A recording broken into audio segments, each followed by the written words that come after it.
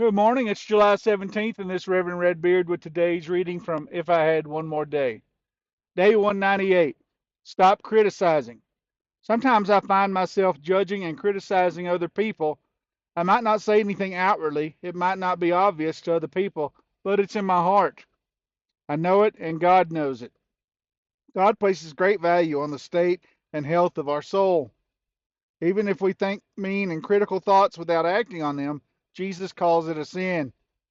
He takes the thoughts and intentions of our heart as seriously as our actions. In Matthew 7:2, Jesus says, "Do not judge, or you too will be judged. For the same way you judge others, you will be judged, and with the measure you use, it will be measured to you." These negative, critical thoughts are not formed from God. Often, when we judge, we're not seeing or understanding clearly. We're looking at things but superficially. Even worse, we often do the very same things ourselves, but the difference is we make excuses for why we do what we do. We're hurting, we're tired, or we're having a bad day. We don't always give someone else the same grace. James 4:11 and 12 says, "Brothers, not slander one another. Anyone who speaks against his brother or judges him speaks against the law and judges it. When you judge the law, you are not keeping it, but setting in judgment on it. There is only one lawgiver and judge, the one who is able to save and destroy. But you, who are you to judge your neighbor?"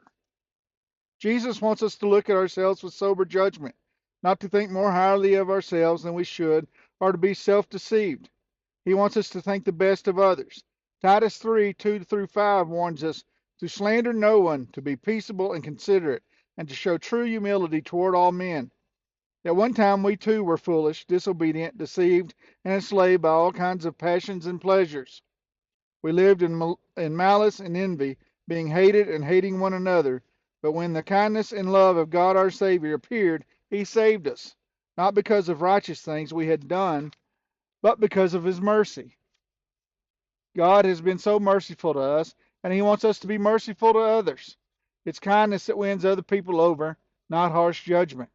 John 3:17 reminds us, "For God did not send His Son into the world to condemn the world, but to save the world through Him."